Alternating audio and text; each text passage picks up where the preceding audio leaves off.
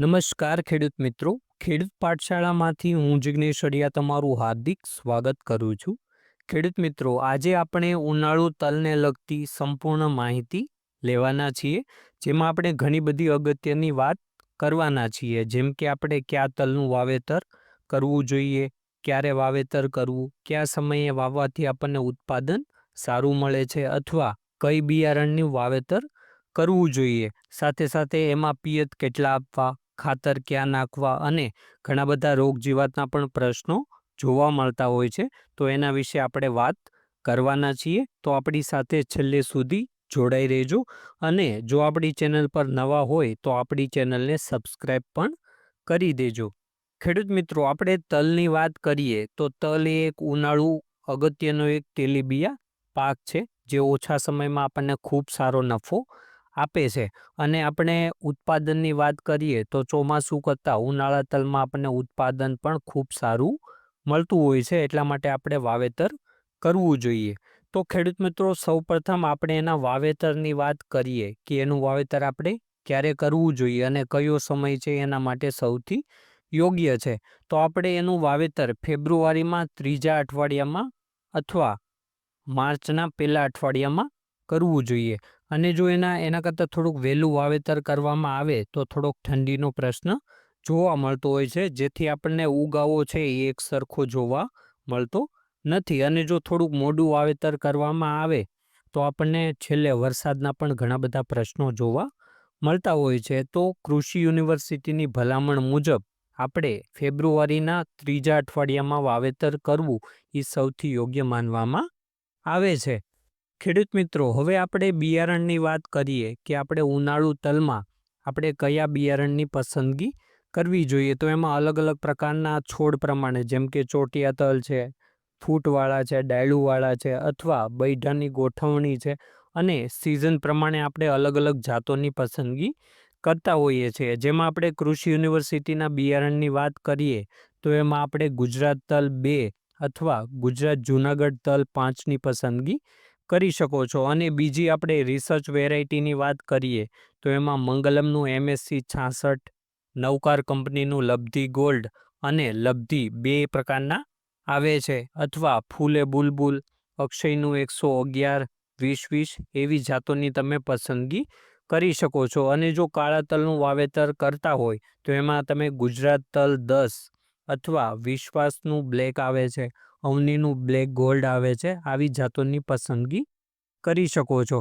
હવે આ બધી જે જાત આવે છે, આ બધા જે બિયારણ આવે છે, એના આપણે ખાસિયતની વાત કરીએ, જેમાં આપણે પહેલાં વાત કરીશું ગુજરાત તલ 2, જેના બૈઠા રૂવાટીવાળા અને ચક્રાકારે બેસતા હોય છે. અને બીજી વેરાયટીની વાત કરીએ તો ગુજરાત જૂનાગઢ તલ 5, જેના બૈઠા સામસામે અને એ છોડ એનો ડાળીવાળો હોય છે, અને 90થી 95 દિવસમાં પાકતી આ જાત છે. હવે ત્રીજી વાત કરીએ, મંગલમનું જે MSC 66 આવે છે, એનો જે છોડ હોય છે એ ચોટિયા પ્રકારનો, અને જે એના બૈઠાની ગોઠવણી હોય છે એ ચક્રાકારે બેસતી હોય છે, અને આ જાત 100થી 110 દિવસમાં પાકી જતી હોય છે.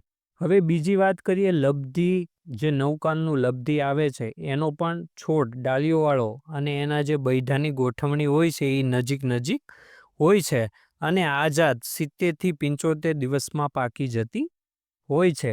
હવે નવકાનના લબ્ધી ગોલ્ડની વાત કરીએ તો આનો છોડ પણ ચોટિયા પ્રકારનો હોય છે, અને જે બૈઠાની ગોઠવણી હોય એ ચક્રાકારે બેસતી હોય છે, અને આ વેરાયટી 60થી 65 દિવસમાં પાકી જતી હોય છે.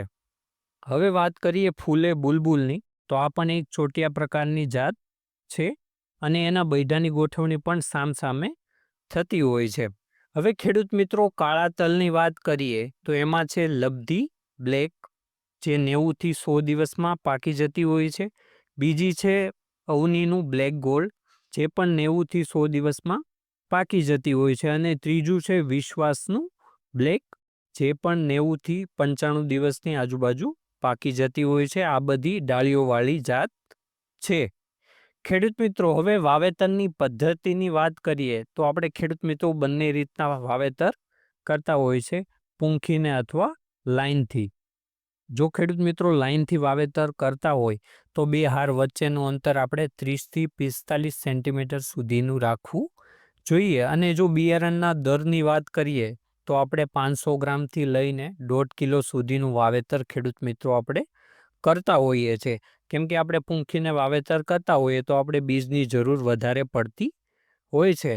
હવે વાત કરીશું કે આપણે કયા બિયારણનો પટ લગાવવો જોઈએ જેથી આપણે જે જમીનજન્ય ફૂગના રોગ આવે છે એનાથી આપણે બચી શકીએ. તો એના માટે તમે ઇન્ડોફિલ કંપનીનું જે સ્પ્રિન્ટ આવે છે એનો 2થી 3 ગ્રામ પ્રતિ કિલો બીજ મુજબ બીજ માવજત આપણે કરી શકો છો, જેથી તમને ફૂગજન્ય રોગ જે આવે છે સુકારો ને એવું એના સામે તમને નિયંત્રણ ખૂબ સારું જોવા મળશે. અથવા આપણે યુપીએલનો સાપ પાવડર આવે છે એનો પણ તમે બીજનો પટ આપી શકો છો. ખેડૂત મિત્રો, હવે ખાતરની વાત કરીએ કે આપણે પાયામાં કયા કયા ખાતરો આપવા જોઈએ. તો એમાં આપણે ડીએપીની વાત કરીએ તો વીઘા દીઠ આપણે 10થી 15 કિલો ડીએપી અને યુરિયાની વાત કરીએ તો આપણે 15થી 20 કિલો યુરિયા આપવું જોઈએ. અને તેલીબિયાનો પાક હોવાના કારણે જો આપણે સલ્ફર આપવામાં આવે તો આપણને ઘણો બધો ફાયદો જોવા મળે છે. તો આપણે વીઘા દીઠ 4થી 5 કિલો સલ્ફર પણ આપવું જોઈએ. અને જ્યારે આપણે પૂરતી ખાતરની વાત કરીએ તો પૂરતી ખાતરમાં આપણે યુરિયા અથવા યુરિયા ગોલ્ડનો ઉપયોગ કરી શકો છો. અને આપણે પૂરતી ખાતર 30થી 35 દિવસના જ્યારે તલ થાય ત્યારે આપણે આપવું જોઈએ. ખેડૂત મિત્રો, હવે પિયતની વાત કરીએ તો તલમાં પિયત ખૂબ જ અગત્યનું છે. તો પિયતની વાત કરીએ તો તલમાં ઉગ્યા પહેલાં 1થી 2 પિયત આપવા જોઈએ. એકવાર ઉગાવો સારો નીકળે એના પછી આપણે જ્યારે તલ મોટા થાય ત્યારે આપણે એને પાણી આપવું જોઈએ, જેથી તલ છે એ ડૂબે નહીં અને સુકાઈ ન જાય. જેમાં આપણે પિયતની અવસ્થાની વાત કરીએ કે કયા સમયે આપવાથી આપણને સૌથી સારું ઉત્પાદન મળે, તો એમાં એક ડાળીની અવસ્થા છે 30-35 દિવસે, પછી ફૂલ બેસવાની અવસ્થા છે 45થી 50 દિવસે, અને બૈઠા બેસવાની અવસ્થા હોય 55થી 60 દિવસે, અને દાણા ભરાવાની અવસ્થા હોય 65થી 70 દિવસે. ત્યારે આપણે પિયત આપવાથી આપણને ખૂબ સારો નફો મળે છે અને ખૂબ સારું ઉત્પાદન મળે છે. ખેડૂત મિત્રો, હવે ઉનાળુ તલમાં આપણે ચોમાસા કરતાં જીવાતના પ્રશ્નો, રોગ જીવાતના પ્રશ્નો ઓછા જોવા મળતા હોય છે. તો પણ આપણે એના જીવાતની વાત કરીએ તો એમાં ઈયળ, ગાંઠિયા માખી, ભૂતિયું ફૂદું જેવા પ્રશ્નો જોવા મળતા હોય છે. અને ઘણીવાર આપણે કથીરીના પ્રશ્ન પણ જોવા મળતા હોય છે. અને રોગની વાત કરીએ તો એમાં સુકારો છે, પાનના ટપકાનો રોગ, અને સૌથી વધારે આપણે પર્ણગુચ્છનો રોગ જોવા મળતો હોય છે, જે એક લીલા તડતડિયા જેવી જીવાત આવે છે એનાથી ફેલાતો હોય છે, જેનો વિડીયો આપણે આગળ બનાવીશું કે કયા રોગ જીવાત સામે આપણે કઈ દવાનો છંટકાવ કરવો જોઈએ. ધન્યવાદ ખેડૂત મિત્રો. આવા જ ખેતી અને રોગ જીવાતના પ્રશ્નો તમે અમને કોમેન્ટમાં જણાવી શકો છો. જો વિડીયોમાં માહિતી પસંદ આવી હોય તો વિડીયોને લાઈક કરો, શેર કરો, અને આવી જ ખેતીને લગતી માહિતી માટે અમારી ચેનલને સબસ્ક્રાઈબ કરો. ફરી મળીશું એક નવા વિડીયો સાથે. જય જવાન, જય કિસાન.